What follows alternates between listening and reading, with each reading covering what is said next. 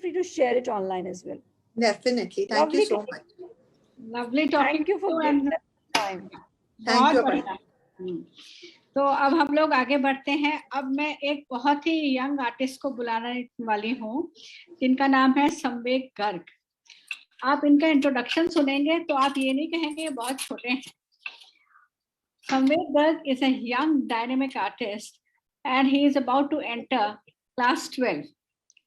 और सबसे बड़ी बात ये है इनका universal concept of mental arithmetic systems में इन्होंने टॉप किया है। And I think he hit a record of doing 200 math sums in just 8 minutes.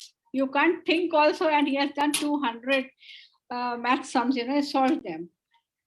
और इनको पियानो बजाना बहुत पसंद है और ये अपना पियानो से maybe he wants to have a band, that is what he is aspiring. Maybe sometime आगे जाके कभी अपना बैंड बनाएंगे और कोई इनका गाना जरूर रिकॉर्ड करेगा जो इन्होंने बजाया है। ये इनकी इच्छा है और इनकी इच्छा के ऊपर ही मैं इनके लिए थोड़ा सा कुछ लिख के लाई हूँ।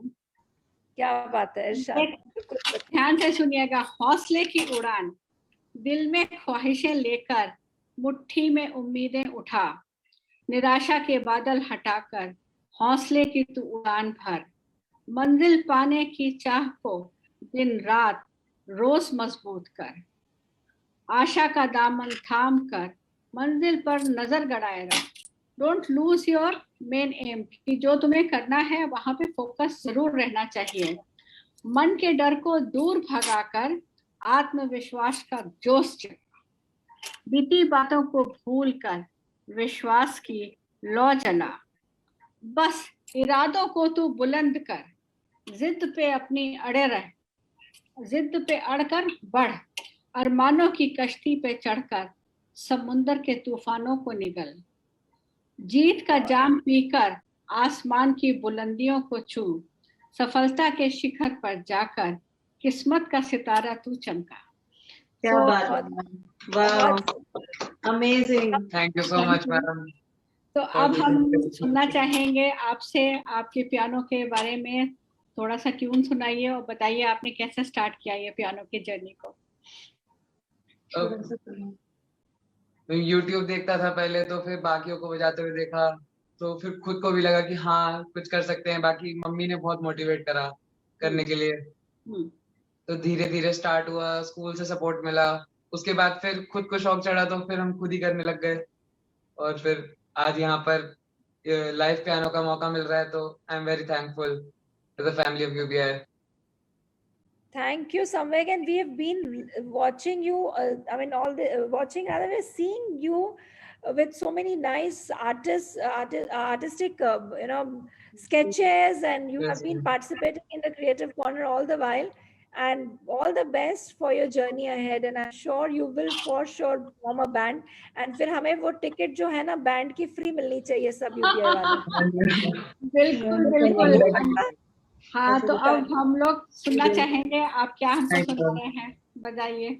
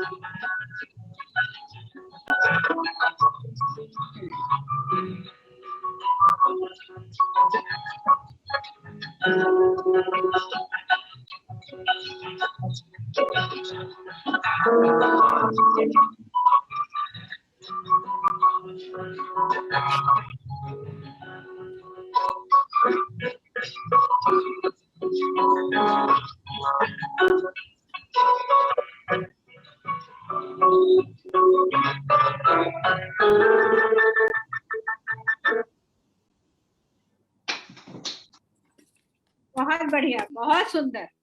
You have a bright future सम्यक। आप अपना इसी तरह से प्रैक्टिस करते रहिए और हमें बहुत ही जल्द आप खुशखबरी देंगे कि आपने कोई अपना एक रिकॉर्ड भी कर लिया है नंबर, और आपकी जो इच्छा है बैंड का ग्रुप बनाने की वो भी जरूर पूरी होगी। बस अपना काम करिए, फोकस रखिए, whatever you want to do. Okay, all the best, all the best. Thank you.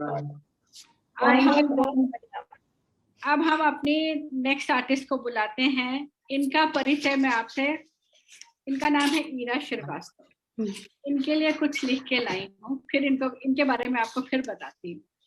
शब्दों से खिलवाड़ करती हूँ, कलम की रगों में दिल की स्याही भरकर कागज से अटखेलियां करती हूँ। जज्बातों को बहाकर कोरे पन्ने की जमीन पर चंद शब्दों के बीच रोज बोती हूँ। प्यार की बारिश से भिगोकर कविताओं की फसल उगाती हूँ। तो पहला परिचय इनका ये भी है कि ये पोएटेस हैं और उसके अलावा ये स्टोन आर्टिस्ट भी हैं। तो उसके लिए मैंने लिखा है, पत्थरों को प्रेम से चुनकर, पत्थरों को प्रेम से चुनकर उनका श्रृंगार करती हूँ। प्रेम की गोंद से जोड़कर उन्हें मूर्ति का आकार देकर बनाकर उनमें जान फूंकती हूँ। तो ईरा जी जो हैं स्टोन्स फिगर्स बनाती हैं और बगैर स्टोन्स को काटे पीटे। उनको मतलब नॉर्मली लोग क्या करते हैं, कटिंग करते हैं, ग्राइंडिंग करते हैं और फिर शेप देते हैं। She uses natural river stones which are found in the river bed. And then normally लोग क्या करते हैं, उसको यूज करके पेंट कर लेते हैं। But she has her own style. She makes her stone art different in creating remarkable human figures by just joining them. उसको ऐसे ज्वाइन करती है कि वो फिगर्स का शेप ले लेते हैं। तो अब मैं ईरा जी से गुजारिश करूंगी कि आप अपने आर्ट फॉर्म के बारे में बताइए और लोगों को दिखाइए कैसे करती हैं। बहुत बहुत आपका धन्यवाद अपर्णा जी। इतना खूबसूरत परिचय मेरा तो मैंने कल्पना भी नहीं की थी, बहुत ही सुंदर ढंग से आपने बताया है। और सबसे पहले तो मैं शिवानी जी को हार्दिक बधाई देना चाहूंगी यूबीआई परिवार की 3री वर्षगांठ पे। बहुत ही सुंदर आयोजन पिछले 10 दिनों से हम लोग देखते आ रहे हैं। हम लोग की शाम इतनी खूबसूरत गुजर रही है कि उसके लिए कुछ कहा ही नहीं जा सकता, शब्द ही नहीं है उसके लिए। बहुत ही सुंदर आयोजन आप कर रही हैं और यही शुभकामना है कि आपकी रचनात्मकता का ये जो कारवां है ये इसी तरह से आगे बढ़ता रहे। हम सबको साथ में ले लेंगी तो बहुत ही अच्छा है। हम सब जुड़े रहे, इतना खूबसूरत मंच है ये, बिल्कुल ओपन, बहुत ही अच्छा। तो इनके लिए बस यही शुभकामनाएं शिवानी जी आपको मैं दूंगी। और जैसा बहुत धन्यवाद और आपका साथ मुझे लगातार मिल रहा है। मैं यहाँ सच में कहना चाहूंगी कि ये जो 10 दिनों की जर्नी है, मुझे एक दिन भी ये नहीं लगा कि ईरा मेरे साथ नहीं है। रोज जब बोलती हूँ शेयर का बटन दबाए और कोई दबाए ना दबाए, ईरा जरूर दबाती है। उसके लिए बहुत ज्यादा थैंक यू। देखिए इतना अच्छा आयोजन है, इतना प्यार यहाँ मिल रहा है। सब साथ है तो आगे साथ में जरूर बढ़ेंगे और बहुत आगे बढ़ेंगे साथ। बिल्कुल। जैसा कि अपर्णा जी ने बताया, जो लोग मुझे जानते हैं मुझसे जुड़े स्टोनेरा शब्द से भी परिचित होंगे, लेकिन यूबीआई परिवार से मैं आज पहली बार रूबरू हो रही हूँ। तो मैं बताना चाहूंगी कि मैं एक स्टोन आर्टिस्ट हूँ। और स्टोन आर्ट के नाम पे जो सबसे पहली चीज हमारे जहन में आती है वो एक खूबसूरत सा स्टोन जिसपे कोई मंडाला वर्क किया हो, या किसी तरह की पेंटिंग किसी फ्लावर की, किसी एनिमल की हुई हो, तो इस तरह की कोई अक्स उभरता है। लेकिन मेरे लिए जब मैं अपने स्टोन आर्ट की बात करती हूँ तो थोड़ा सा डिफरेंस यहाँ पे हो जाता है, क्योंकि मेरे लिए स्टोन सिर्फ एक कैनवस नहीं है। इसके अलावा क्या है, मैं उसमें आकृतियां देखती हूँ। ये ठीक वैसे ही है जैसे आप कभी अपने बरामदे में बैठे हो सुबह और आप आसमान को देखें तो इसमें तरह तरह के आपको आकृतियां दिखाई देंगी, किसी को उसमें कुछ दिखेगा, किसी को कुछ दिखेगा। तो जब मैं अपने स्टोन्स देखती हूँ तो उन्हें दिखाई देती आकृति होती है कि मुझे उसके लिए कुछ मैं जोड़ती हूँ, असेंबल करती हूँ और उसके बाद उसको एक मूर्त रूप देने का एक चीज करती हूँ, मैं उनको इकट्ठा करती हूँ उनके फॉर्म में। कभी भी मैं उन्हें तराशती हूँ, उन्हें किसी तरह का कोई शेप नहीं देती हूँ, कोई ग्राइंडिंग कुछ नहीं करती हूँ, बस उनको ला के उनको वॉश कर लिया अच्छे से, कोई उसके ऊपर जो भी है वो धुल जाए और उसके बाद मैं उनको आपस में जोड़ती हूँ और एक मूर्त आकार देती हूँ। इसको मैं एक अपने फिगर से आपको समझाना चाहूंगी। जैसे कि ये मैंने बनाई मदर्स डे पे मैंने इसको बनाया था और ये सिर्फ एक सिंपल एक स्टोन है। यहाँ से यहाँ तक ये स्टोन को देखा था तो मुझे लग रहा था ये बड़ा टेढ़ा मेढ़ा सा स्टोन, इसका क्या बनेगा, बिल्कुल नहीं समझ में आ रहा था। जब 3-4 बार जब मैंने इसको देखा तो मुझे लगा कि एक लेडी अगर पीछे साइड से बैठी होगी तो उसकी कुछ ऐसी ही फिगर इस तरह से उभर के आएगी। तो ये सबसे सिंपल 2 स्टोन जुड़े हुए हैं, एक बॉडी पार्ट और एक ये जो इसी तरह से जो इसका मैंने साथ में इनके चाइल्ड दिखाया है, ये भी एक बॉडी पार्ट है और साथ में एक इसके जब जोड़ती हूँ मैं लेडी को यहाँ पे सीमेंट से जोड़ा हुआ है, साथ में इसका जो चाइल्ड है इसको भी मैंने सीमेंट से इसके साथ जोड़ा हुआ है। तो इस तरह जोड़ के ये कृति जो है ये बन जाती है। कभी कभी 2 ही उसमें पूरा हो जाता है, कभी कभी मुझे 7-8 पीस जोड़ने पड़ते हैं। जैसे ये मैंने गणेशा बनाए थे तो इसमें मुझे कई पार्ट जोड़ने पड़े। जब मुझे कई पार्ट जोड़ने पड़ते हैं तो मुझे वेट करना पड़ता है कि एक पार्ट मिल गया तो उसके अनुरूप बॉडी में बिल्कुल फिट हो तो दूसरा पार्ट मिले। इसमें जैसे मैंने गणेश जी के लेग बनाए तो इनको 2 ये स्टोन्स यूज किए, एक मैंने बॉडी पार्ट यूज किया, 2 मैंने हैंड्स के लिए किए, आगे की पाम के लिए अलग स्टोन्स यूज किए और जो फेस है इसमें ईयर्स है, ऊपर का मुकुट है और ये फेस पार्ट है, तो इसके लिए अलग अलग छोटे छोटे कई स्टोन्स मैं इकट्ठा करती हूँ, फिर उनको जोड़ती हूँ। जोड़ने के लिए आप सीमेंट सबसे पहले मैं प्रिफर करती हूँ कि सीमेंट यूज करूँ। इसके अलावा दूसरे नंबर पे जो मैं यूज करती हूँ एरेड लाइट होता है। एरेड लाइट में आप ये इपॉक्सी एडिसिव है, इसमें 2 पार्ट होते हैं, एक रेजिन का और एक हार्डनर का, जिसको मिला के हम लोग यूज करते हैं। नॉर्मली हम लोग अपने घर में इन चीजों को यूज करते हैं जब कभी भी हमारा वॉश बेसिन या कहीं पे कोई लीकेज होता है तो ये हम लगाते हैं। ये बहुत ही मजबूत होता है, स्टोन्स इससे बहुत अच्छे से चिपक जाते हैं। लेकिन इसमें एक दिक्कत है, वो ये कि इसको 24 घंटे से 48 घंटे तक चाहिए रहता है कि आप इसको रख दें और स्टोन्स को उस टाइम एक के ऊपर एक सेट करके रखने के लिए आपको उसको एक सपोर्ट देना रहता है। तो मास्किंग टेप हो गया या कोई भी सपोर्ट देके आप उसको लगा के उसको रख सकते हैं। इसके अलावा आप ग्लू गन है, ये ग्लू गन से भी बहुत अच्छा जुड़ जाता है, स्टोन्स आपस में ग्लू गन से जुड़ सकते हैं। और सबसे अच्छी चीज जो मैं सबको एडवाइस करूंगी वो है ये मोल्डेड या एमसील।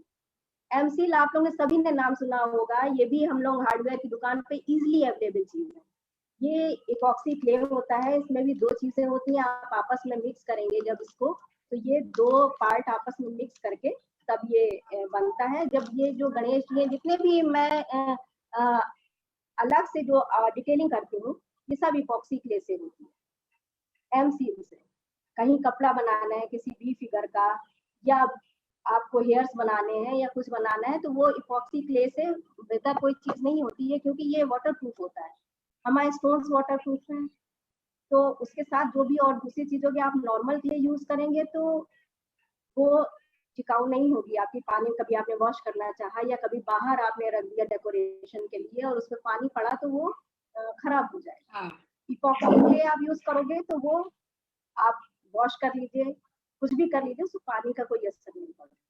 तो इस तरह से छोटे छोटे पार्ट में जोड़ के आकृतियां बनाती हूँ। मेरा स्टोनेरा करके एक फेसबुक पे पेज है, आप सब उसको विजिट करिए। सारी चीजें तो मुझे यहाँ पे दिखाने पॉसिबल नहीं है, लेकिन आप वहां जाएंगे तो मुझे बहुत अच्छा लगेगा। और अगर कुछ डिफरेंट पाए और उसको लाइक करेंगे तो सच कह रही हूँ, ये जितने भी आर्टिस्ट यहाँ बैठे हैं, आप लोगों का जो ये लाइक है, ये जो सपोर्ट है, इतनी हौसला अफजाई हम लोगों की करता है।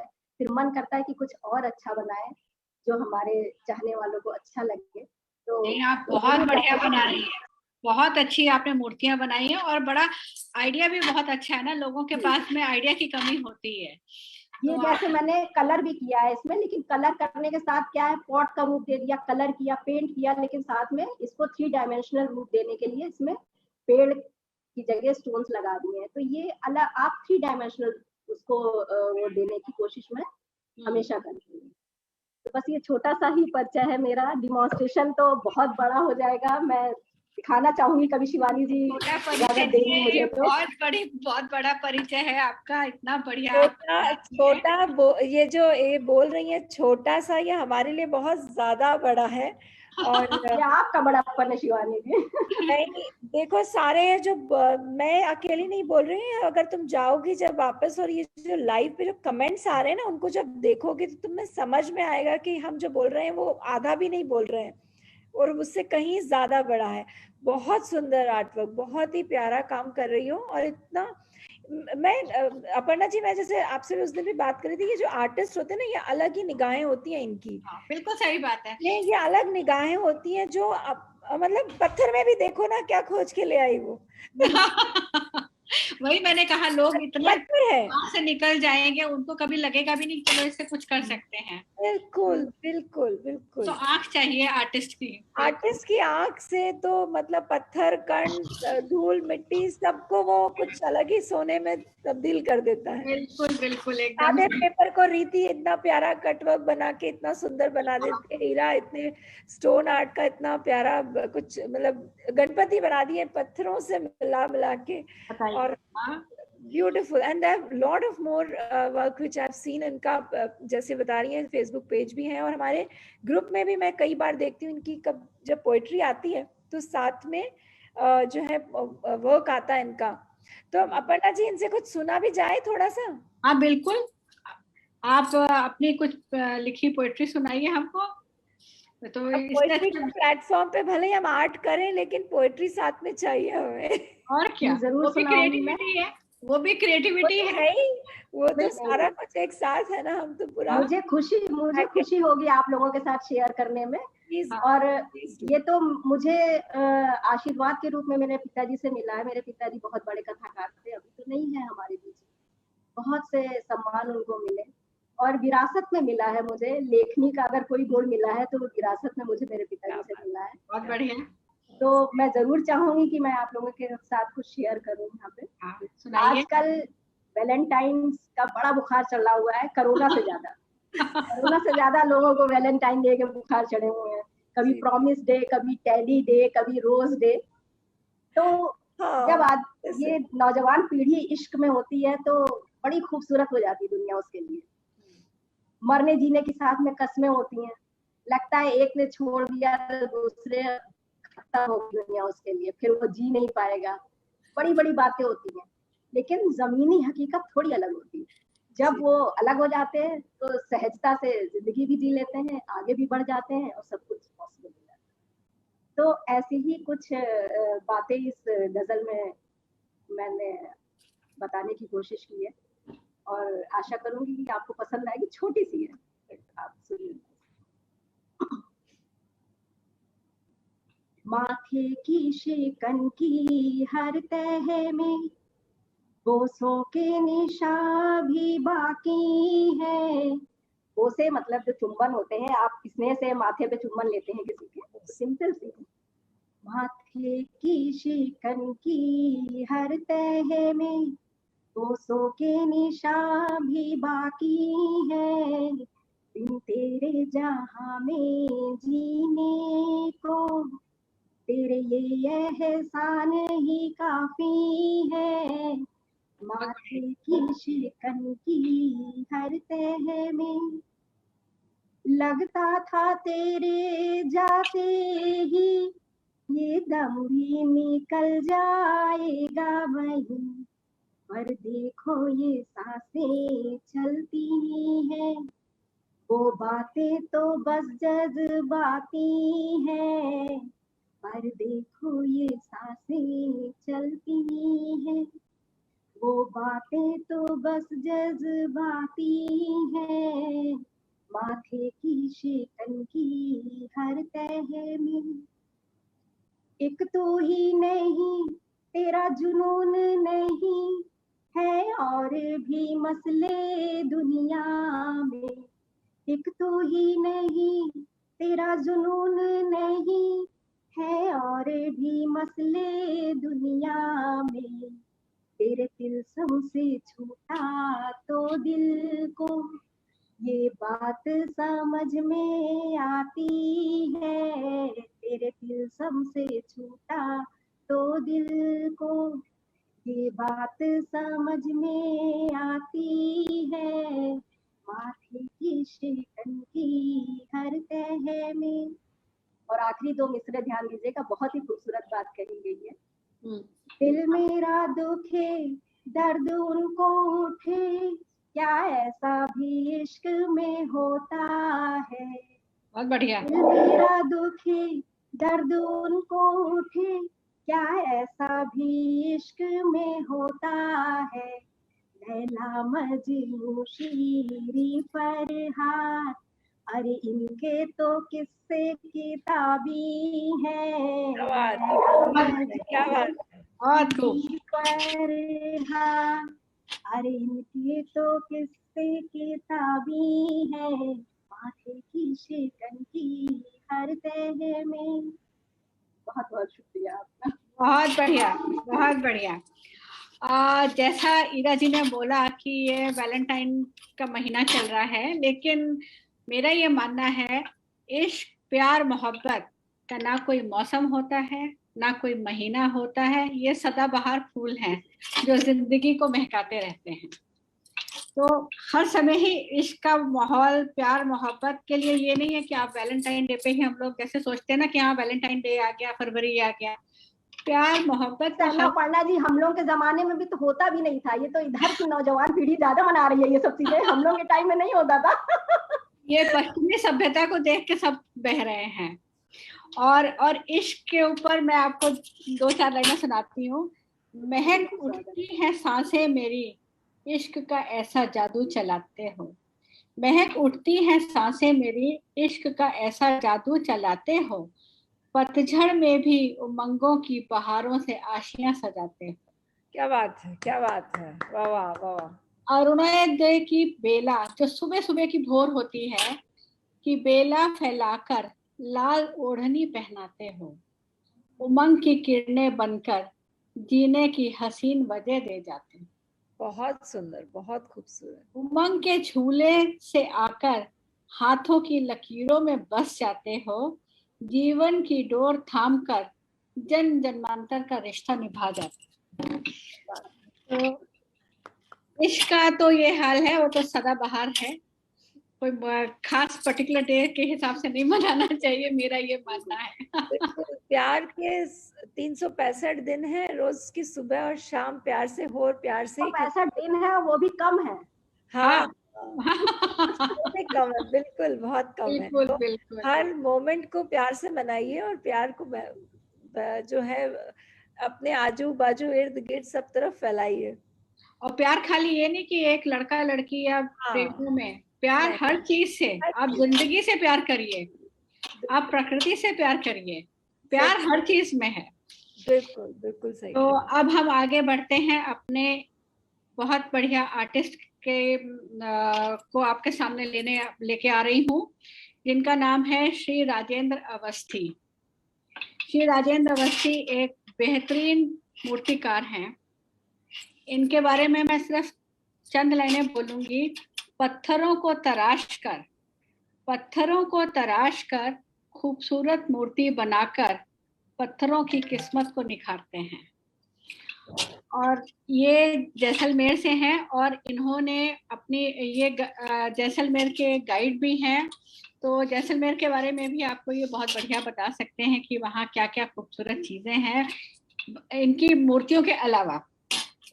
और जैसा कि कहते हैं ना, हर काम की शुरुआत गणेश जी से करी जाती है, तो इन्होंने भी अपनी मूर्ति की जर्नी में सबसे पहले गणेश जी की मूर्ति बनाई और उसके बाद एक एक करके ये आगे बढ़ते ही रहे।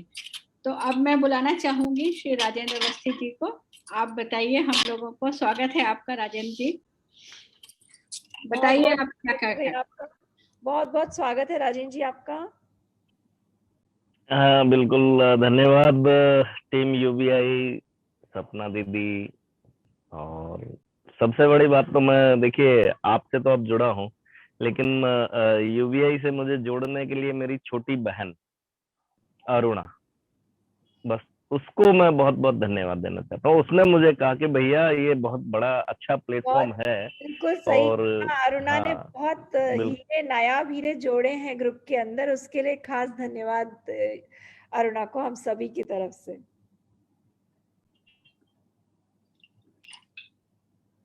बिल्कुल राजेंद्र जी आप बताइए। पूरे हिंदुस्तानी सप्लाई है यहाँ पे, रिन्यूएबल एनर्जी हमारे यहाँ पे जो है बहुत प्रोड्यूस होती है, लेकिन हम अब ठीक है, अब आ रही है। अभी सही हुआ? अभी बिल्कुल। हाँ, अब लाइट भी आ गई। चलिए, हाँ चलो। हेलो। हाँ अब ठीक है, आप बोलिए। ओके। समय भी कुछ खराब हो गया। तो ये जो हमारा जैसलमेर जो है, ये क्या पीले पत्थरों का शहर है। तो जब से बचपन से ही हम इसको देखते थे, सबसे अलग ही लगता था, क्योंकि जहाँ पे भी जाते थे वहां ऐसा पत्थर नहीं था। और चारों तरफ हवेलियां, ये किला, ये सारी चीजें जो है वो इस तरह से थी कि वो बचपन से ही अट्रैक्ट करती थी कि कुछ ये कैसे बनती है। ये एक बहुत बड़ी एंजाइटी होती थी हमेशा कि ये बनती कैसे है। उसके लिए हमेशा कोशिश करता था इधर उधर।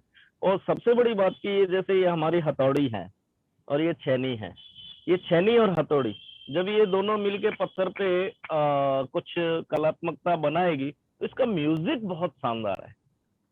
अब चूंकि उस वक्त क्या मशीनरी का भी कुछ काम होता नहीं था, और आसपास में कहीं पे भी मकान बनते थे तो 4, 5, 10 कारीगर एक साथ एक बड़े पत्थर पे अलग अलग जगह पे वो छन्नी हथौड़ी से उसको मारते थे। तो वो जो म्यूजिक था, वो म्यूजिक मुझे इतना आकर्षित करता था और मुझे ऐसा लगता था कि वास्तव में ये कितनी बढ़िया चीज है, कितनी बढ़िया कला है कि इसको कुछ ना कुछ सीखना चाहिए। तो उसके लिए फिर क्या है कि कोशिश करता, लेकिन कोई इंस्टीट्यूट तो था नहीं इसका। और सबसे बड़ी बात कि जिस कम्युनिटी से मैं बिलोंग करता हूँ, वो कम्युनिटी एक थोड़ा अलग टाइप से ब्राह्मण कम्युनिटी है। तो ये काम करने वाले, वो एक टाइम अलग था, आज से 30 साल 40 साल पहले, कि हम किसी कारीगर के पास में बैठ के छेनी हथौड़ी नहीं ले सकते थे। तो कई तरीके की सामाजिक वर्जनाएं थी। तो लगता था कि ये कैसे हो सकता है, क्या कर सकते हैं, ये सारी चीज सोच करके। और फिर जब बड़े हो गए, स्कूल कॉलेज सारा कंप्लीट किया, तो मुझे लगा कि कुछ अपना ही करना चाहिए। तो उसके लिए मैंने फिर जो है वो स्टोन का काम शुरू किया। तो मैंने अपने पास कारीगर भी रखे, सारा कुछ वो सब करता था, उनको देखता रहता था।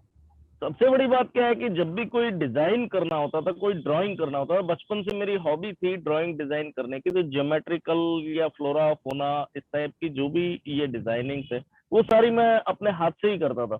तो कभी भी कोई भी आ गया मेरे पास में कि भाई ऐसा कुछ डिजाइन बनाना है, तो अभी मैं आपको कुछ छोटी सी शॉर्ट चीजें दिखाना चाहता हूँ कि मैंने किस प्रकार से उसको ड्राइंग को किया है।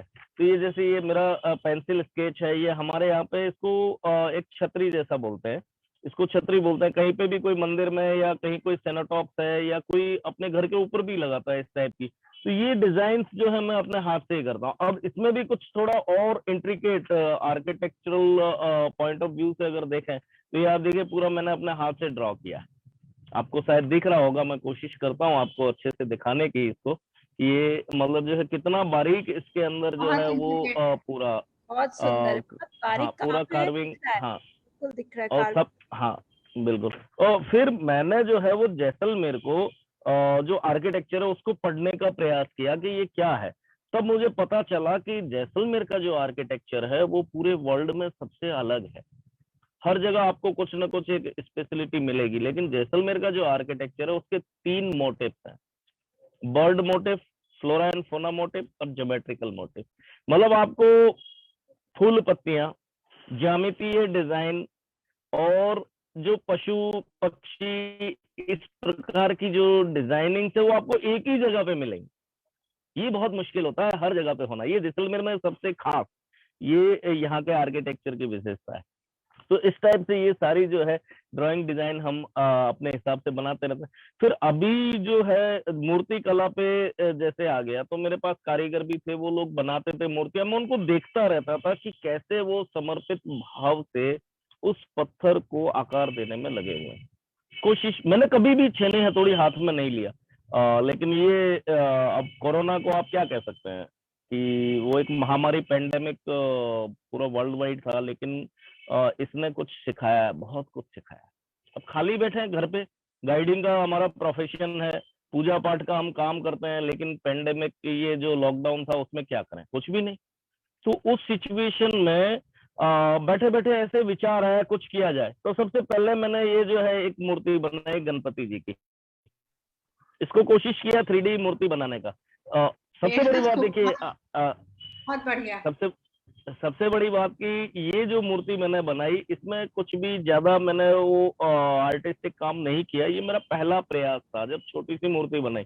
और सबसे बड़ी बात, मैं देखिए आज मेरी माँ नहीं है, अभी 4 महीने हो गए उनको गए हुए, लेकिन जब भी कभी भी मैं कोई काम करता था तो वो बहुत किसी भी काम को बहुत सोच समझ के बात करते थे, तो वो बहुत गहराई में जाके सोचती थी और उसके पॉजिटिव नेगेटिव वे सारे बताती थी कि ये करना है कि नहीं करना, इस टाइप से। ये एक बहुत, हालांकि ज्यादा पढ़ी लिखी नहीं थी वो, लेकिन वो हमेशा किसी भी काम को करने से पहले वो बता देती थी कि देखो ये इस काम में तुम्हारे को क्या कर सकते हैं, तुम्हारे को क्या फायदा होने वाला है, नहीं है, ये सारी चीज। लेकिन जब मैंने ये गणपति जी बनाना शुरू किया ना, तो मुझे बड़ा आश्चर्य हुआ कि मेरी माँ ने, जिसको हम जीजी बोलते थे, उसने कभी ये नहीं कहा कि तू ये क्या कर, उसने कभी टोका टोकी भी नहीं की मुझे लगा कि वो चाहती है कि मैं ये करूं, और मैंने उसको किया, वो बन गई मूर्ति। फिर धीरे धीरे बैठे बैठे क्या करें, सितंबर में वो चली गई एकदम से। फिर 10-15 दिन के बाद में बैठे बैठे कुछ टेंशन भी रहता है दिमाग में, तो मैंने कहा कुछ करना चाहिए, तो पत्थर लेके आया और ला करके और मैंने पत्थरों पे बस उकेरना शुरू किया। तो पहले ही प्रयास में सबसे बड़ी बात यह है कि मुझे ये आशीर्वाद ही है, मेरी माँ का भी है और सबका, और पूरे जितने भी लोग जो मुझसे जुड़े हुए हैं उन सबकी जो वेल विशेज हैं, उससे मैंने ये गणपति जी की मूर्ति को बिल्कुल पहली ही बार में, ये गणपति की मूर्ति पूरा यूबीआई जानता है। हम लोगों ने सबने देखी है। बस तो वो बहुत सुंदर है, बिल्कुल पहला ही प्रयास, और इतने सुंदर गणपति जी बन गए, मुझे लगा कि गणपति बप्पा का भी आशीर्वाद मुझे मिल गया। तो ये जो सारी चीजें ये मेरे लिए है। अब मैं आपको थोड़ा सा एक फोकस करके दिखाना चाहता हूँ कि मूर्ति को कैसे बनाते हैं हम लोग। हर एक का अपना अलग अलग कॉन्सेप्ट रहता है, वो किस टाइप से बनाएंगे, हर एक का अपना अपना, लेकिन मैं आपको बताना चाहता हूँ कि मैं किस तरह से बनाता हूँ मूर्ति। थोड़ा सा कैमरा को मैं फोकस करूंगा। तो ये सबसे पहले जो है वो हम पत्थर लेके आते हैं, ये पत्थर है नॉर्मल, ठीक है। अब इस पे क्या है, एक नॉर्मल सा हमने पेंसिल से ऐसा ड्रॉ किया है, ठीक है। तो पेंसिल से ड्रॉ कर दिया, पूर्ण रूप से नहीं करेंगे क्योंकि कुछ डिजाइनिंग ऐसी होती हैं जो आप एकदम से उसको ड्रॉ भी करेंगे तो भी वो तो कटने वाली है वहां से, तो उस हिसाब से फिर वो जो है वो उसको ड्रॉ करने का काम कर लेते हैं। और उसके बाद में जो है उसको, जैसे ये मैंने ये बनाया है दूसरा, ये एक और मेरे पास में है शेप में, तो ये देखिए। तो अब जो है मेन चीज है कि अगर आपको 3 डायमेंशनल बनाना है तो आपको उसी हिसाब से उसको मतलब जो है वो लेना पड़ेगा। तो अभी जैसे देखिए आपने, मैं एक बहुत छोटा सा डेमो देके दिखाता हूँ कि किस टाइप से इसको आप पत्थर को कटिंग करेंगे। तो थोड़ा कंसंट्रेट करना बहुत जरूरी है इस पे, नहीं तो क्या होता है कि जितना आपको चोट देनी है उससे अगर थोड़ा ज्यादा हो गया या कम हो गया तो या तो पत्थर वहां से ज्यादा टूट जाएगा या वो उतना कटेगा नहीं। तो इस टाइप से ये भी चीज को ध्यान में देना बहुत आवश्यक है कि इसको किस तरह से मतलब जो है वो करते हैं। तो ये टाइप से मैंने मतलब जो है वो इस काम को करना शुरू किया। अभी तो स्थिति ये हो गई है कि कोई भी मूर्ति बनाने में मुझे दिक्कत नहीं है, मैं बहुत अच्छे से इसको बना सकता हूँ किसी भी मूर्ति को। तो उस हिसाब से ये सारा काम हो रहा है और मैं तो यूबीआई परिवार का बहुत आभारी हूँ कि उन्होंने मुझे आज एक अंतर्राष्ट्रीय मंच दिया है। वैसे मैं बता दूं, गाइडिंग करता हूँ तो अंतर्राष्ट्रीय स्तर के लोग मेरे से जुड़ते हैं, वो आते रहते हैं और वो सारी बातें हमारी शेयर होती हैं उनसे। लेकिन आप लोगों ने जो मुझे एक विशेष मंच दिया है उसके लिए, मेरी इस कला को जो आप अभी पूरे विश्व में दिखा रहे हैं, तो मुझे बहुत इतना हृदय से, मैं कह रहा हूँ ना, मेरे पास शब्द भी नहीं है। कविता भी लिखने का शौक था, भाषण भी बोलता था, सब कुछ है, लेकिन इतना अब क्या करूं, मेरे पास में वो वर्ड्स ही नहीं है कि मैं कुछ बोल करके और इस चीज के बारे में आपको धन्यवाद दूं, कैसे दूं ये भी मुझे नहीं समझ आपको में आ रहा है। धन्यवाद देने तो की ये कोई चीज है। जरूरत नहीं है, आप हमारे साथ जुड़े, ये हमारा सौभाग्य है। बिल्कुल एकदम सही बोल रही हैं सपना जी कि आप हमको दिखा रहे हैं कि नहीं, ये तो देखिए ये मेरा भी सौभाग्य है कि मतलब जो है वो मैं आप लोगों से जो, हाँ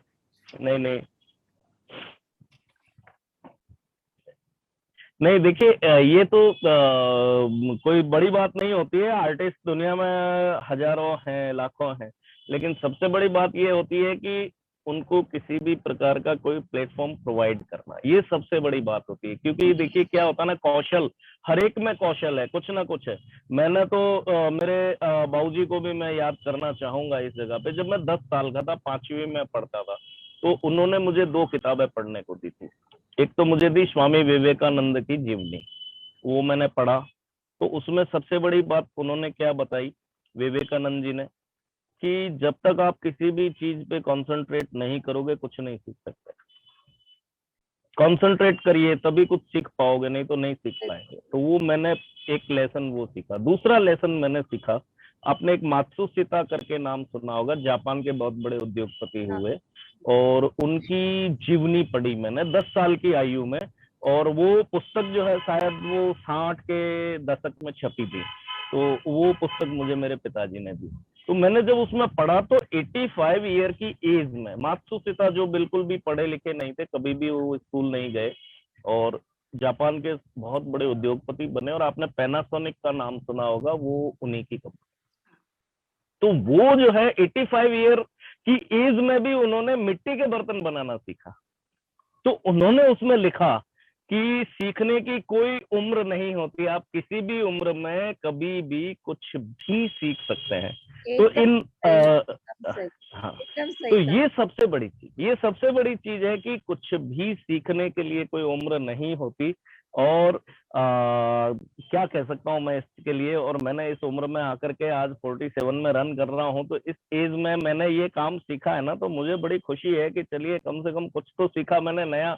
और लॉकडाउन का फायदा थैंक्स टू मोदी जी भी, कि उन्होंने कहा कि आपदा में अवसर ढूंढिए।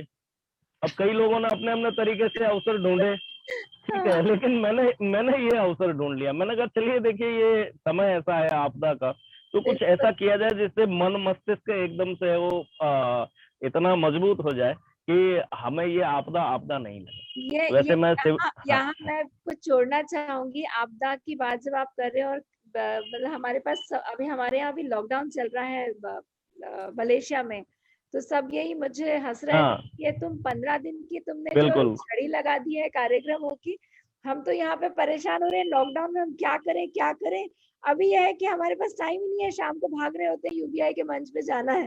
मैंने कहा बस समय है, उसको जितने अच्छे तरीके से हम बिता लें, अच्छा बुरा आया है चला जाएगा, अच्छा चला जाता तो बुरा भी चला हाँ चला जाएगा, बस बस। तो सही बात है। बहुत बड़ी बात बिल्कुल है, बिल्कुल। आपने भी हाँ। इतनी परेशानी के बीच में, इतनी तकलीफों के बीच में इतना अच्छे से उस समय को आपने जो है यूटिलाइज किया और एक नया अपने आप का गुण एक सीख लिया जो कि इतने समय से सीखना चाहते थे। ये बहुत ही बहुत बड़ी बात है हाँ, सभी सही की बात तरफ है। से। मेरे बिल्कुल ख्याल से बिल्कुल। ये सबकी तरफ से बहुत तालियां आपको। हाँ, बहुत ही बढ़िया आपने दिखाया। और सबसे बड़ी बात है, जब तकलीफ होती है तभी सुख का एहसास होता है। अगर बिल्कुल। कंटिन्यूअसली खुशी चलती रहे तो आपको पता नहीं चलेगा कि ये हाँ मेरे भूल जाते पास है। हैं, भूल जाते हैं दुख हाँ, क्या होता है। बिल्कुल कड़वा और मीठा, मीठा ही खाते रहेंगे बिल्कुल, तो कड़वे स्वाद का पता नहीं चलेगा। एकदम सत्य सही बात है। कहा, बिल्कुल एकदम सही कहा। बिल्कुल बिल्कुल। तो आपका ज्यादा बहुत बहुत धन्यवाद कि आपने हम लोगों को बात दिखाया। हो मैं जाएगी। आप बिल्कुल बिल्कुल आप सभी का बहुत बहुत आभार। और सबसे बड़ी बात कि इतना अच्छे से आपने इसको मतलब जो है वो प्रसारण को किया है। और मैं देखता हूँ, हालांकि थोड़ा क्या है, कोशिश करता हूँ समय निकालने की, शाम के समय थोड़ा। भैया सीपी भैया तो देखते ही है रेगुलर, क्योंकि अच्छा वो तो क्या वहां है समझिए क्या कि आपके बस। पास? सीपी भैया हाँ वहां हाँ, है ही आपके इज पास? नियर बाई में। हाँ बिल्कुल है, मुझे बिल्कुल है, दिक्कत सीपी है, भैया है मेरे पास में। बिल्कुल अभी बुलाता हूँ मैं। बिल्कुल ये बुलाइए उन्हें। सारा सेटअप उन्होंने ही किया है, पूरा स्टूडियो उन्होंने ही बनाया है, मैंने कुछ नहीं किया है। तो सीपी पाठक बड़े जी को भाई है ना कौन मेरे। जानता है? यूपीआई में सब जानते हैं सीपी पाठक जी को। और एक और चीज है बिल्कुल कि उनका जन्मदिन है, तो सीपी भैया हम आपको देखना चाहेंगे और सबकी तरफ से आपको जन्मदिन की बिल्कुल अग्रिम बिल्कुल बिल्कुल। बधाई। मैं बस बुला रहा हूँ। आ गए सीपी भैया आ गए, सीपी भैया आ गए, बिल्कुल आ गए। 1 मिनट में बस आइए सीपी भैया आइए। ये जो हम कहते हैं ना यूपीआई का परिवार है, ये परिवार का जो माहौल है वो होना चाहिए हर दिन, मुझे लगता है। तो आज खास हमारे बस सीपी बस बस बस बस। कल जन्मदिन है, तो आज उनको बिल्कुल। बहुत बहुत बधाई हो भैया। आप सब, हम सबकी तरफ से आपको हैप्पी बर्थडे। हम सबकी तरफ से आपको जन्मदिन की बहुत बहुत बधाई।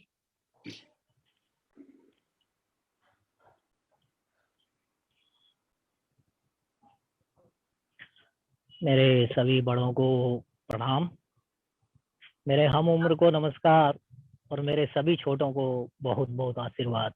बहुत धन्यवाद। और विशेष का सपना दीदी और आज की कार्यक्रम संचालन अपर्णा जी को एक बार पुनः प्रणाम, धन्यवाद, नमस्कार। नमस्कार। और आपको जन्मदिन की हार्दिक बधाई। आप सभी की शुभकामनाएं मेरे साथ है, इसके लिए आप सभी को बहुत बहुत धन्यवाद देता हूँ।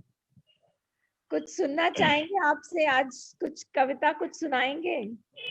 बिल्कुल, एक छोटी सी मैं यात्रा लेके आ रहा हूँ आपके साथ बहुत जल्दी, मतलब अपने यूबीआई चैनल के माध्यम से उसको पहुंचाऊंगा सभी तक। बिल्कुल। उसी के बारे में एक छोटा सा जो मैंने जानकारी उसकी है संक्षिप्त में आज बता देता हूँ। पूरी विस्तृत जानकारी तो इस तीर्थ स्थल का दर्शन अवलोकन के साथ ही मतलब जो करके और फिर अपने यूबीआई चैनल के माध्यम से सबके साथ साझा करूंगा। जी। जैसलमेर से पश्चिम में बढ़ते हुए उत्तर की ओर 17 किलोमीटर पे हमारा एक वैशाखी परम धाम है, जिसे हम जैसलमेर का हरिद्वार भी कह सकते हैं। पुरातन समय में जैसलमेर से हरिद्वार जाने का कोई साधन नहीं था, तब अस्थि और भस्मी विसर्जन वहां के कुंडों में ही की जाती थी। ये परंपरा जो है लगभग पिछले 60-70 वर्ष तक चलती रही। धीरे धीरे साधन भी सुलभ होने लगे, फिर लोग हरिद्वार की ओर जाने लगे। अब इस तीर्थ स्थान को इतनी बड़ी संज्ञा क्यों दी गई, तो इसके बारे में एक कारण जो मिला वो ऐसा बताया गया कि महाराजा उज्जैन के महाराजा विक्रमादित्य जी ने अपने निजी 12 ज्योतिर्लिंगों की स्थापना की थी। उनमें से एक यह दूरस्थ हमारे इस रेगिस्तान में वैशाखी परम धाम में है। वैदिक शास्त्रों के अनुसार ज्योतिर्लिंगों का अर्चन जो है मूलतः सन्यासियों द्वारा ही किया जाता रहा है, इसलिए इनका मुख दक्षिण दिशा की ओर होता है। और गृहस्थ भौतिकवाद सिद्धांत के अनुसार हम जिस शिवलिंग की पूजा करते हैं या अर्चना करते हैं, उनका मुख उत्तर पूर्व या उत्तर पूर्व ईशान की ओर होता है। इस ज्योतिर्लिंग की विशेषता यह है कि इसका जो श्रीमुख है वो हमारे वाम दिशा यानी उत्तर दिशा की ओर। साथ ही हमारे यजुर्वेद के मंत्र इंद्रे ही वरुणे ही वापी कूप तड़ाग सरितादि परिपूर्णे ही, इस मंत्र के परिप्रेक्ष्य में ये शाश्वत सिद्ध करते हुए श्रीमद वैशाखी परम धाम में कूप भी है, कुंड भी है, तालाब भी है और नदी भी है। क्या बात। तो इन सब के अवस्थित होने से वहां पे जो है रुद्री के लिए ये सर्वश्रेष्ठ स्थान माना गया है। हिमालय से बहकर अपनी गंगा, यमुना और सरस्वती की जो जलधाराएं संगमित होकर वृहद सरस्वती नदी का रूप धारण करके निकली, वो यहीं से होती हुई, इसी मार्ग से होती हुई कच्छ के रण में जाकर मिलती है। तो इस दूरस्थ रेगिस्तान में जहाँ कहीं भी पानी की एक बूंद तक नहीं मिलती, वहीं इस परम धाम के कुंड, कूप, तालाब भरे रहते और वर्षा ऋतु में नदी भी पूरे वेग से चलती थी। तो ये इस एक छोटे से हमारे वैशाखी परम धाम के बारे में मैंने आपको संक्षिप्त में बताया है। बहुत धन्यवाद। इसकी पूरी विस्तृत जानकारी मैं अपने YouTube हम चाहेंगे, चैनल आपके पास पर इतनी सारी जानकारी है, बहुत अलग अलग, मैं सुनती रहती हूँ कई तरफ से कि आप कई लोगों के पास जो बहुत गूढ़ जगह, अलग अलग जगहों की कुछ खास ऐसी जानकारी होती है जो सबको नहीं पता होती। हम जो कहीं अगर ढूंढेंगे भी शायद टूरिस्ट की किताब में या वहाँ नहीं मिलती, ऐसी जो भी जानकारी है जरूर आप शेयर करिए हमारे साथ और हम चाहेंगे ये बाकी लोगों तक पहुंचाना। बहुत बहुत धन्यवाद, आपने समय निकाला। अब एक छोटी सी कविता जो मैंने आज ही लिखी है। अच्छा। तो उसके लिए मैं माताजी को कहना चाहूंगा कि वो इस पर अपना ध्यान पूरी तरह से लगा कर रखें। सपना दीदी की मम्मी जी से निवेदन है मेरा कि वो इस पर ध्यान लगाए, क्योंकि वो, मैं जानता हूँ वो इस वक्त इस कार्यक्रम को देख रही हैं, क्योंकि वो हर रोज होती है हमारे साथ, बनी हुई होती है, सबको सुनती है। तो एक छोटी सी कविता है। इस कविता के मूल में एक शब्द छुपा है, वो शब्द हम सभी के जीवन से जुड़ा हुआ है। उसके बिना जो है, मैं समझता हूँ कि जीवन में हम कुछ कर नहीं सकते, उसकी आवश्यकता सभी को रहती है। तो उसी को आधार बना के मैंने ये छोटी सी कविता लिखी है। चल रहा आज ये उत्सव, चल रहा आज ये उत्सव, खुशी खुशी कहीं तो वो नजर आई होगी माँ की सपना रूपी। सपना के सपनों में भोर भये आई, या दिन के उजाले में सांझ ढले आई, या उजली रातों में सूर्य के तेज से निकली, या चांद की कलाओं से, या घने अंधेरों को चीरकर तारों की टिमटिमाहट से।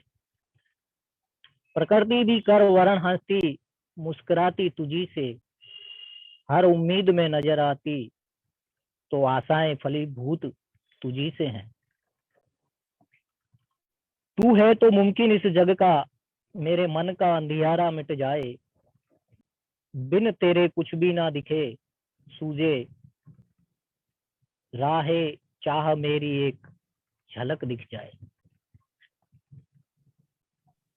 अब ध्यान दिलाना चाहूंगा कि पूरी तरह से ध्यान दे इस पे। कवि चंद्र कहे सुनो किरण, कवि चंद्र कहे सुनो किरण, ये चांदनी मेरी धरा पर तुझ बिन कौन पहुंचाए, बिन तेरे कुछ भी ना दिखे सूझे, राहे चाह मेरी एक झलक दिख जाए। किरण एक ऐसा शब्द है जो हम सबसे जुड़ा हुआ है, हम कहते हैं उम्मीद की एक किरण मिल जाए, आशा की एक किरण जल जाए। सुबह भोर की एक किरण जो है हमारे दिन को संवार देती है। दिन के उजाले में अगर वो किरणें ना होगी तो उजाला कहाँ से होगा। तो एक छोटी सी एक कविता थी जो मैंने आपकी की है। बहुत सुंदर, बहुत सुंदर कविता, और आपने अपने विचार इतने प्यारी तरह से व्यक्त किए हैं कि सपना जी आपकी मम्मी को बहुत पसंद आया होगा वाकई में। बिल्कुल, मेरे पास शब्द नहीं है कैसे मैं क्या कहूँ। धन्यवाद भी बहुत छोटा लग रहा है, आपने इतने प्यार से इतना प्यारा जो संजोया है सारी बातों को। बहुत सुंदर, बहुत ही सुंदर, बहुत धन्यवाद सर। धन्यवाद तो मैं करना चाहूंगा कि मेरा ये सौभाग्य है कि भिन्न भिन्न कलाकारों के बीच में मुझे यहाँ पर बुलाकर और थोड़ा सा समय दिया गया, तो उसके लिए मैं आपका बहुत आभारी हूँ। आपका आपका आभार है, हम आपका आभार कि आपने अपना समय हमारे साथ साझा किया। और राजेंद्र जी से जब बात हो रही थी मेरे मन में इसलिए भी बात खास आई थी कि हम आपको बर्थडे विश जरूर करेंगे आज, क्योंकि और मेरे यहाँ के हिसाब से तो 1 घंटे भर में आपका जो है जन्मदिन शुरू होने वाला है। तो जब आप है तो ऐसे कैसे कि हम छोड़ दें आपको जन्मदिन की बधाई। बहुत बहुत धन्यवाद, बहुत बहुत धन्यवाद, सभी का बहुत बहुत कविता धन्यवाद का और इस सब का। तो ये तो बहुत ही प्यारा सरप्राइज मिल गया, एडेड फ्लेवर हो गया, वो एडेड फ्लेवर। ये बर्थडे पार्टी पूरी हो गई, हमें गिफ्ट मिल गई बर्थडे पार्टी की। रिटर्न गिफ्ट बहुत चलती है ना, तो वो मिल गई सबको एकदम। और अभी मुझे लगता है शाम अधूरी रहेगी अगर हम अपर्णा जी से कुछ ना सुने। और अपर्णा जी के बारे में छोटी सी बात, थोड़ी बिल्कुल बिल्कुल सही बात। आज इतना प्यारा संचालन उन्होंने किया है और बहुत सुंदर कविताएं लिखती हैं, बहुत सुंदर पेंटिंग्स बनाती हैं। मुझे आज भी याद है उन मैम की एक पेंटिंग थी जो माता की पेंटिंग थी, मैंने मैम से बात करके और हमारे कवर पे भी लगाई थी बहुत समय तक।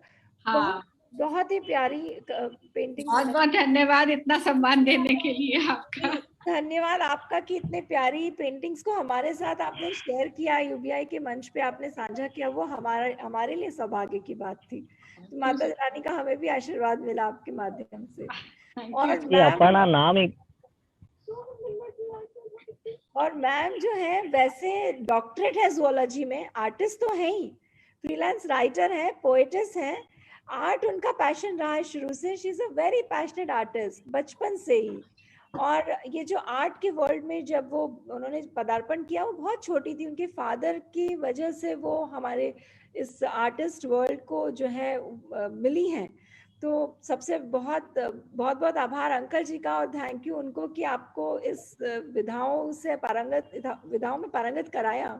और नहीं, सच में मैं पढ़ रही हूँ आपके बारे में जब, तो मैं सोच रही हूँ मैं क्या बताऊं और क्या ना बताऊं, इतनी सारी बातें हैं बताने के लिए।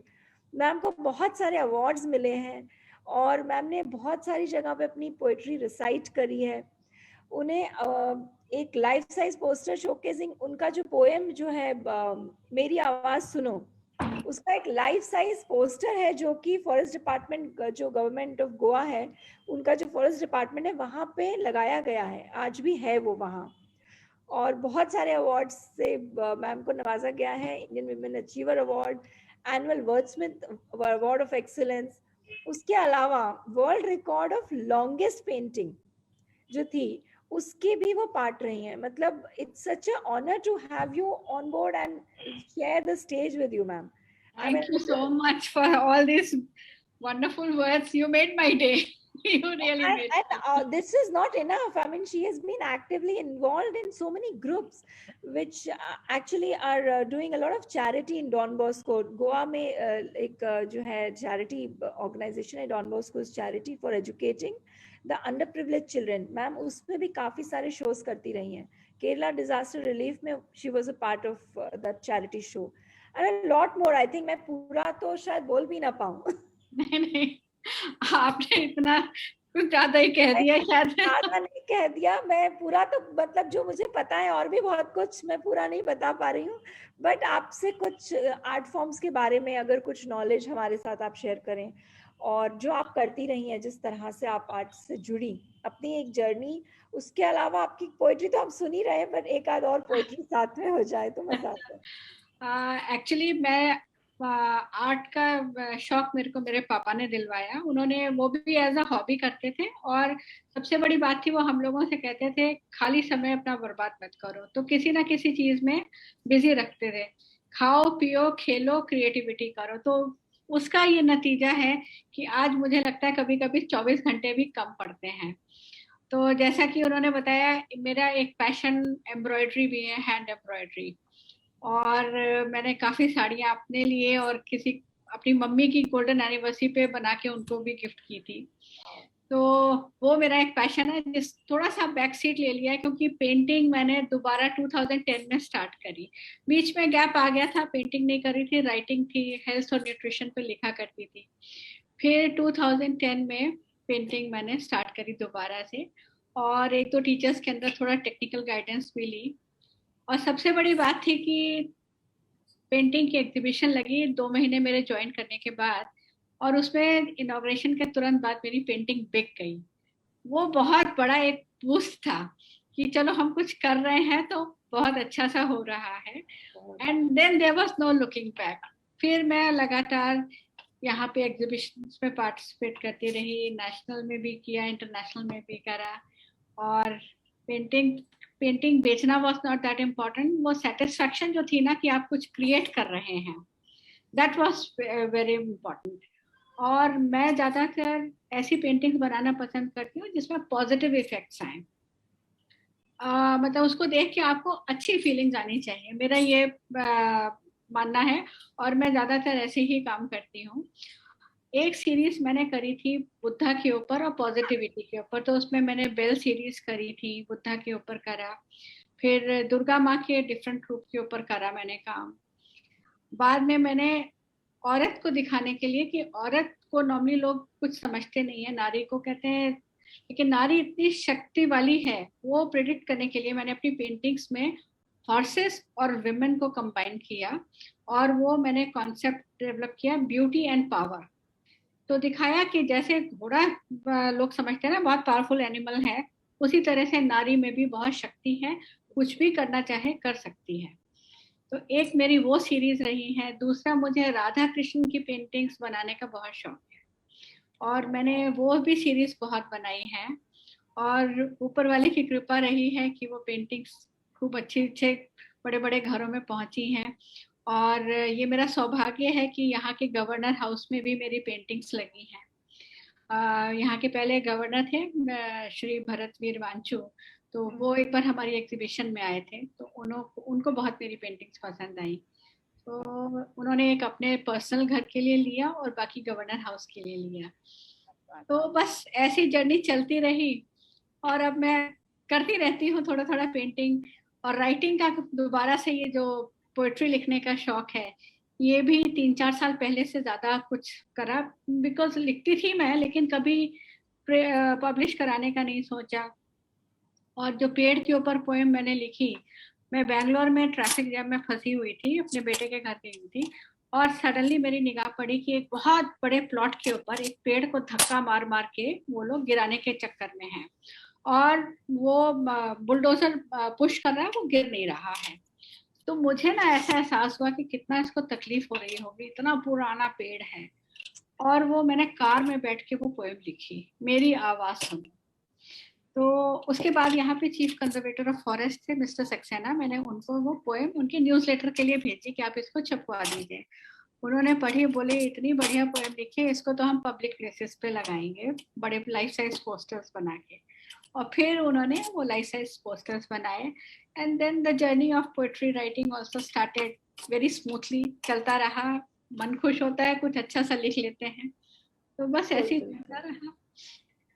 और मैं तो सबसे मैं एक दो क्वेश्चन मन में आ रहे हैं, अगर आपको कंफर्टेबल लगे तो कैन आई आस्क? हाँ बिल्कुल। आप पेंटिंग करती हैं, आप कौन सा मीडियम यूज करती हैं जनरली, किस तरह की पेंटिंग्स करती हैं? मैं ज्यादातर कैनवस पे बनाना पसंद करती हूँ, अब बजाय के पेपर पे बनाती हूँ, लेकिन बहुत कम बनाती हूँ, और कैनवस पे बनाती हूँ, और एक्रिलिक मीडियम ज्यादा यूज करती हूँ, क्योंकि गोवा में मॉइस्ट क्लाइमेट है, तो ऑयल पेंट्स को ना ड्राई होने में बहुत टाइम लग जाता है। तो इस वजह से आई प्रेफर यूजिंग एक्रिलिक। बीच बीच में ऑयल पेंट बनाती हूँ, जैसे आजकल मौसम ड्राई है थोड़ा, तो आजकल ऑयल पेंटिंग भी कर रही हूँ, but normally acrylic on canvas ही ज्यादातर मेरा प्रेफर्ड मीडियम है। फिर चारकोल वर्क मुझे बहुत पसंद है, तो चारकोल वर्क तो tips which you will want to give to any of these budding artists who are painting? अब जैसे हम शौकिया तौर पे हम पेंटिंग शुरू करते हैं, तो कुछ ऐसे 2-4 चुनिंदा टिप्स आपकी तरफ से कि भाई अगर आप पेंटिंग करें तो क्या करें, क्या करें? जो भी आर्ट में इंटरेस्ट रखता है उसको सबसे पहली चीज तो ये है कि उसको रोज अपने लिए, मतलब हफ्ते में 2 घंटा जरूर निकालना चाहिए कि मुझे क्या करना है और कैसे करना है। कोई भी चीज, जैसे अगर कोई फर्स्ट करिए ग्लास रखा हुआ है, आप उसको देख के स्केच करिए, तो धीरे धीरे जब आपको लगेगा कि आप किसी मतलब आपने उसको ग्लास को बनाया, आपको देख के अच्छा लगेगा, कहीं कुछ कमी रहेगी, फिर आप उसको रेक्टिफाई करेंगे, और ऐसे करके जैसे जैसे आप देखते जाएंगे, बनाते जाएंगे, तो आपकी जर्नी बड़ा स्मूथ हो जाएगी। और पेंटिंग और आर्ट जो है, इसमें कोई हड़बड़ वाली बात नहीं है, आपको सोचना पड़ता है, आपको पूरा कंसंट्रेट करना पड़ता है, और तभी ये जर्नी आगे बढ़ती है। तो इसमें कोई जल्दबाजी की जरूरत नहीं है, चीजें शुरू में अच्छी नहीं बनती हैं। पेशेंस चाहिए, पेशेंस बहुत बड़ी बात है, पेशेंस बहुत जरूरी है। और आप खुद देखिए, मतलब आप जैसे कोई लाइव चीज रखी है, फर्स्ट करिए फ्लावर वास रखा है, तो जो यंग आर्टिस्ट हैं जो कोशिश कर रहे हैं कुछ करने की, उसको देख के बनाए, उसके लाइट चला के देखें उसकी शेडोज कहाँ आ रही हैं, तो उससे वो शेडो इफेक्ट भी आएगा, उससे 3D इफेक्ट्स भी पता चलेंगे। तो ये छोटी छोटी चीजें हैं जो मतलब अगर आप देख के करेंगे तो आपकी जर्नी बहुत आसान हो जाएगी, और धीरे धीरे से तो सब कुछ बढ़िया हो ही जाता है, उसमें कोई जल्दी जल्दी करने की जरूरत नहीं पड़ती है। तो यही टिप मैं देना चाहूंगी कि आप जो भी काम करिए, this holds true for anything, जो भी करो बड़ी कंसंट्रेशन के साथ में करो। मैम बढ़िया। तो सपना जी, आपने ये मंच मुझे दिया होस्ट करने के लिए, इतने बढ़िया आर्टिस्ट से मिलवाया, इसके लिए तो मैं आपका और यूबीआई टीम का बहुत धन्यवाद करना चाहूंगी। ये हमारे मतलब मैंने जब आपको बोला, मेरा बहुत मन था कि आप हमारा एक इवेंट कम से कम आपके हाथों जो है उसका संचालन हो, तो मैंने कहा पोएट्री से ज्यादा मुझे लगा आर्टिस्ट को जो है आप बहुत अच्छे से जो है जिस तरह से आप संचालन करेंगी वो मेरा सौभाग्य है, और आपने thank you so much for giving your time and I hope I have done full justice to it. Please don't say that. I think all of us know what you've done and you are amazing. You are really Thank you so much. Thank you so much. All right. और किसी को कुछ कहना है, कुछ मन है तो बोल सकते हैं, फिर हम फॉर्मल गुड नाइट करेंगे सबसे। आई थिंक हम काफी समय से बातें कर रहे हैं लोगों के साथ, मुझे लगा था कि शायद हम आज 1.5 घंटे में प्रोग्राम क्लोज कर पाएंगे, बट इतना मजा आ रहा था कि चलता रहा, और अभी भी लग रहा है कि अभी और कुछ सीख लें इनसे, कुछ गुड़ जहाँ से कोई मिल जाए हमें टिप्स। बट हाँ, एक समय सीमा रहती है। मैम ने अपनी कविता नहीं सुनाई। अरे हाँ, मैम की कविता तो रह गई, कैसे छोड़। मैं सुनाती हूँ आपको। जब ये कोरोना का कहर चल रहा था तो मैंने उस टाइम पे ये कविता लिखी थी, उसको मैंने एक कवि गोष्ठी में गाया भी था।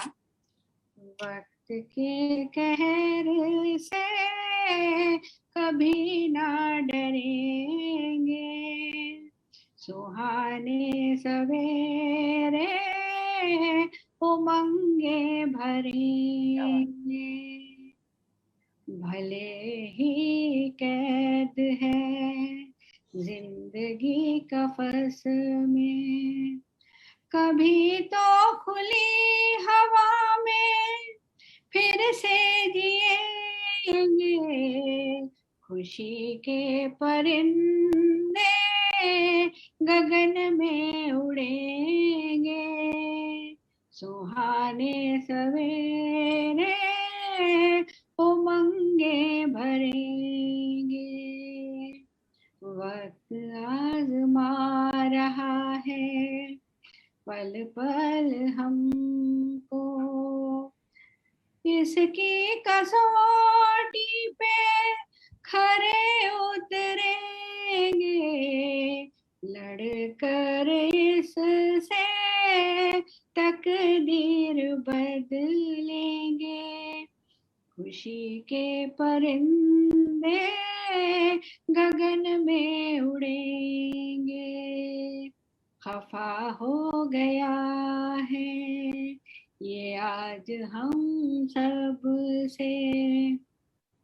प्यार की लहर बनकर इसे हम मना लेंगे, मायूसियों के दिन कभी तो ढलेंगे, सुहाने सवेरे उमंगे भरेंगे। जब से कोरोना का असर चला है तब से हर इंसान को ना शुरू में मौत का एक खौफ सा दिख रहा था। बिल्कुल। कि तो उसके ऊपर मैंने लिखा है, कातिल निगाहों से घूर रहा है, मौत का खौफ फैला रहा है, इसके सितम से नहीं घबराएंगे, जिंदगी गले लगा कर हंस के जिएंगे।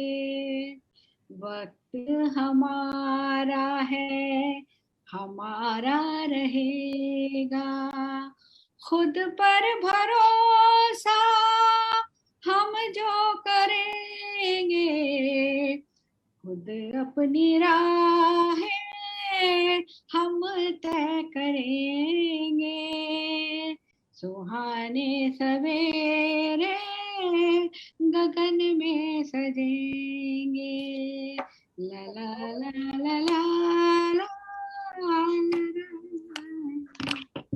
सब अपने माइक खोल के अनम्यूट बहुत ही खूबसूरत, बहुत खूबसूरत, हो। बहुत खूबसूरत, बहुत सुंदर, बहुत सुंदर। Thank और you, sir. इसमें भी तालियों की गड़गड़ाहट, मुझे वो हार्ट हार्ट हार्ट ऐसे जा रहे हैं नजर आ रहे हैं और लोगों की ताली तो बज रही है। वो थैंक यू सो मच।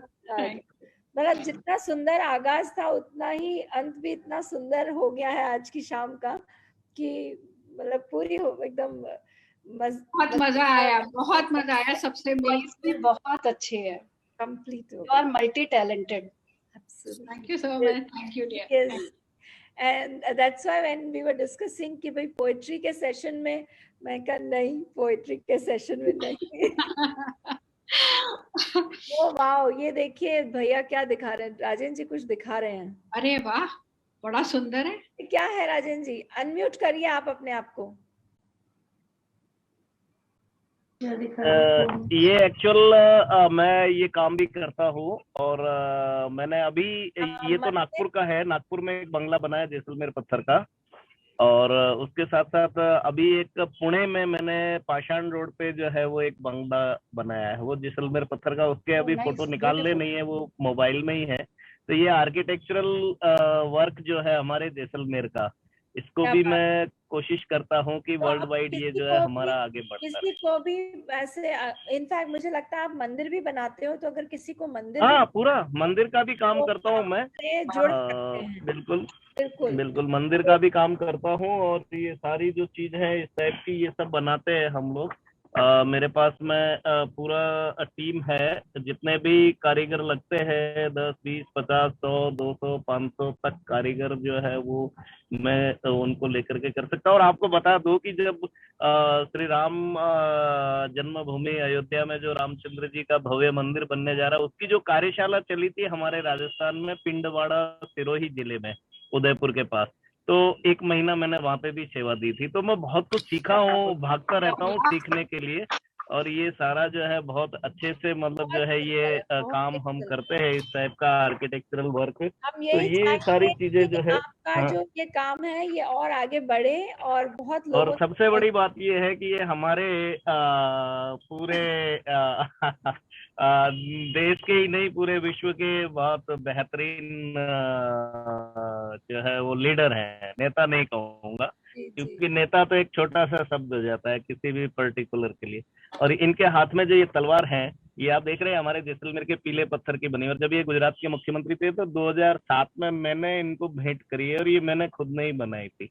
अरे वाह वाह वाह वाह वाह, क्या अपने बात हाथ है। से। हाँ, तो ये पूरी पत्थर, हाँ पत्थर की तलवार है, पीले पत्थर की, और 3.5 फुट हम की मोदी लेंथ है, और सिर्फ हम उनके 350 जितने बड़े ग्राम तो नहीं वेट। है, पर कुछ एक आध आपके हाथ का बना हुआ हम भी चाहेंगे कभी, अगर हम इंडिया आएंगे तो आपसे अरे बिल्कुल शादी बिल्कुल करके आपको बिल्कुल लेके जाएंगे बिल्कुल साथ में। बिल्कुल बिल्कुल बिल्कुल बिल्कुल बिल्कुल बहुत बिल्कुल, ये तो सब बहुत होगा ही। अच्छा लगा बिल्कुल, थैंक यू वेरी मच। सबको बहुत बहुत आभार, धन्यवाद तो नहीं कह सबको। सकता, बहुत छोटा सा शब्द है।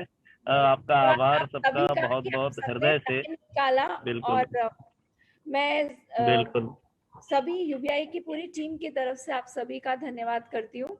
और बिल्कुल मुझे बिल्कुल मालूम है, आभार। ये मैं कह नहीं रही हूँ कि आप सब जुड़े, मैं ये मुझे पता है कि आप सब अगले 3 दिनों तक और जुड़ते रहेंगे और लोगों को, बिल्कुल बिल्कुल बिल्कुल बिल्कुल और मैं देख रही हूँ ज्यादातर लोग जो यहाँ हैं आज, वो सभी रोज, मैं कमेंट्स में मुझे पता चलता है उनके कमेंट्स आ ही रहे होते हैं और रोज सुन रहे होते हैं सभा उन में। सभी का भी बहुत बहुत आभार कि इतना तल्लीनता से उन्होंने मेरे जैसे को झेला है। बहुत बोलता हूँ मैं, जब बोलता हूँ किसी को बोलने नहीं देता हूँ। अरे आप तो बहुत अच्छे कारीगर हैं, हाँ, बहुत अच्छे कारीगर हैं। नहीं नहीं, ये तो आपका आशीर्वाद है, बड़ी बहन का आशीर्वाद है। इतना कुछ भी नहीं, छोटा रजकण जितना ही हूँ बस, उससे भी छोटा बहुत हूँ, सुंदर। इतना बड़ा नहीं। आर्टिस्ट कोई छोटा बड़ा नहीं होता, आर्टिस्ट आर्टिस्ट होता है। आर्टिस्ट का आपके काम बोलता बस है। सही सारे सही। बच्चे हैं, ये सत्य बात सब है अपने आपकी, आप बिल्कुल। में बहुत कुछ जो है खदान है एकदम अपने आप में। तो थैंक यू वेरी मच बिल्कुल आप बिल्कुल सभी को। बिल्कुल तहे दिल से सबका आभार। शिखा को, राजेंद्र जी को, सीपी जी को, संवेद को, ईरा जी को, रीति को, ये दोनों छोटे छोटे से हमारे बीच आए हैं और उन्होंने हमें इतना कुछ दिखाया, सिखाया, और इनसे हमें इतनी प्रेरणा भी मिली है कि बहुत कुछ हम कर सकते हैं। बहुत नया नया कितना कुछ हो रहा है। हमें पुरानी आर्टिस्ट के पुरानी चीजें पता थी, ये नई नई कलाएं जो है हम आज सीख पाए, और आगे भी आशा करते हैं इसी तरह से सीखते रहेंगे। तो इसी नोट पे मैं धन्यवाद आपका, अपर्णा जी भी बहुत बहुत आभार आपका कि आपने आज का संचालन सभी का बहुत बहुत आभार। धन्यवाद, सबका धन्यवाद। और और जो लोग हम लोग के सारे साथ जुड़े हुए हैं वाले हैं। अंत संचालन के साथ साथ उससे भी ज्यादा आज के दिन को खूबसूरत आपकी कविता ने बनाया है, आपकी मीठी सुरीली आवाज ने। धन्यवाद धन्यवाद। तो इसी नोट पे हम आज विदा लेते हैं। कल फिर मिलेंगे, कल शाम को 7 बजे इंटरनेशनल पोएट्री फेस्टिवल में। All the international poets will be there. English poetry के साथ हम आपके साथ जुड़ेंगे। तो जितने भी पोएट्स आप जिनको भी जानते हैं जरूर उन्हें बताइए, और उन्हें वो इनवाइट का बटन भी दबाइए। जो ग्रुप के अंदर एक इनवाइट का बटन है, आप उससे दबा के सबको बुला सकते हैं। जितने लोगों को आप जानते हैं, invite them on to your own UBI group. And thank you so much for staying tuned. बहुत बहुत धन्यवाद आप सभी का। आभार।